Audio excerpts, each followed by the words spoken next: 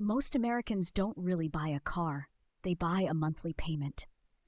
The dealer sits you down, smiles, and asks, "What kind of payment are you comfortable with?"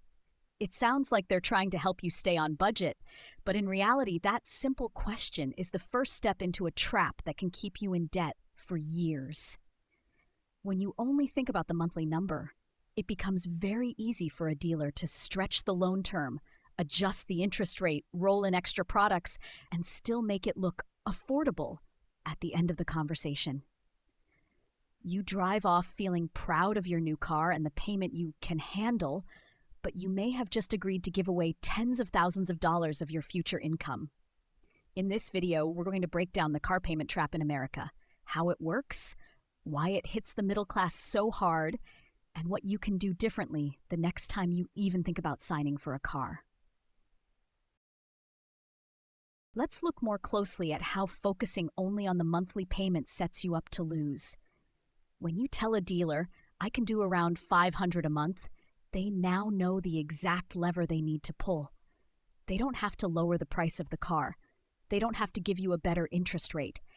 They can simply stretch the loan from 5 years to 6 or 7, roll negative equity from your old car into the new one, or quietly add fees and extras, all while keeping your payment inside that magic number. On paper, it looks like they worked hard to help you. You feel listened to because the monthly payment matches what you said. But the total amount you'll pay over the life of the loan often becomes much higher than you realize in that moment. The focus on the payment creates a feeling of safety, even when the overall deal is far from safe. One of the biggest tools in the car payment trap is the longer loan term. Not that long ago, 3 or 4 year loans were considered normal. Now 6 and 7 year loans have become standard, and some lenders even push beyond that. Why? Because the longer they stretch the loan, the smaller the monthly payment looks on paper. It becomes much easier to slide an expensive car into your comfortable payment range. The problem is that the longer you stay in debt, the more interest you pay and the less flexibility you have. You spend most of the useful life of the car still making payments. If your situation changes, you lose a job, have a child, or need to move, selling the car doesn't automatically solve the problem, because you may still owe more than the car is worth. Being upside down on your loan is not an accident. It's often the direct result of accepting a very long term just to get a nicer car today. To really see the trap, let's walk through a simple example. Imagine a $30,000 car at 6% interest. With a 5-year loan, the monthly payment will be higher, but the total interest paid over the life of the loan is limited. You feel the pain up front, but the loan ends sooner, and you move on with your life. Now imagine the dealer stretches that same loan to 7 years to make the payment work. On the surface, it feels great. The monthly number drops, and suddenly the car seems affordable. But in the background, you've just added 2 extra years of interest. The total cost of the car, the amount of money that actually leaves your pocket, can climb by several $1,000s. You are trading short-term comfort on the monthly payment for long-term loss in total cost. The dealer shows you the smaller payment. Almost nobody sits down and shows you the true long-term impact. The trap gets even worse once you add extras and so-called protection plans. Right when you're tired and ready to leave the dealership, you get walked into the finance office and shown a list of add-ons: extended warranties, gap insurance, service plans, paint protection, interior protection, wheel and tire packages, and more.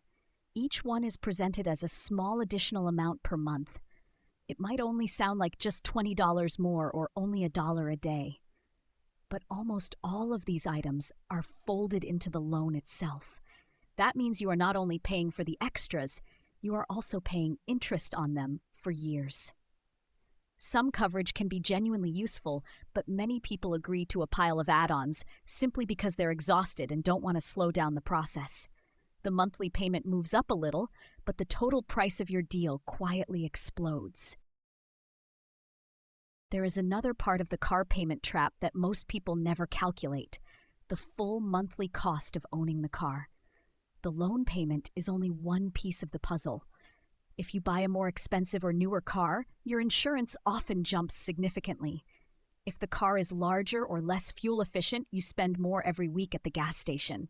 As the car ages, you'll need tires, brakes, and other maintenance that can add hundreds of dollars per year. When you add up the payment, the insurance, the fuel, and the basic maintenance, your $500 payment can easily become an $800 or $900 hit to your budget every month. If you never sit down and see that full number on paper, it's easy to underestimate how heavy that car really is on your finances. So how do you protect yourself from all of this? The first step is to stop thinking like a dealership and start thinking like your future self. Instead of asking, "Can I live with this payment?" ask, "What percentage of my take-home pay is going to this car?" A common guideline is to keep all car costs, the payment, the insurance, the fuel, and the basic maintenance under a safe percentage of your monthly take-home income, like 10 to 15%. That means if you bring home $4,000 a month, your total car spending ideally stays around $400 to $600. If your car is eating 25 or 30% or more of your paycheck, it becomes very hard to save for emergencies, pay down other debt, or invest for the future. The car might look good in the driveway, but it is quietly stealing options from your life. Before you ever step into a dealership, you can weaken the trap by deciding on your own limits in advance. Write down 3 numbers: the maximum total price you're willing to pay for the car, the maximum total amount you're willing to finance, and the maximum loan term you are comfortable with. For example, 3 to 5 years. These numbers should be based on your actual income and your car cost percentage, not on what a salesperson tells you is normal. When you are in the dealership and the conversation drifts back to the monthly payment, you can come back to these written limits. If they try to push you into a longer term or add extras you don't really want, you already know where your line is. Having clear rules before you walk in gives you the power to say no without feeling guilty or confused. The car payment trap works so well because it feels completely normal. Everyone around you seems to have a car payment. The dealership is friendly, the showroom is bright, and the numbers on the screen are designed to look comfortable. It doesn't feel like a trap. It feels like adulthood. But once you understand how focusing only on the monthly payment, accepting very long loan terms, and rolling extras into your financing all combine to drain your future income, you start to see the pattern. You don't have to swear off cars or drive something you hate forever. You simply need to protect your cash flow and make decisions based on total cost and long-term impact, not just what sounds okay this month. If you found this breakdown helpful, subscribe to American Money Explained. We make clear, practical videos about how money really works in the United States, so you can keep more of your hard-earned money working for you instead of for the bank.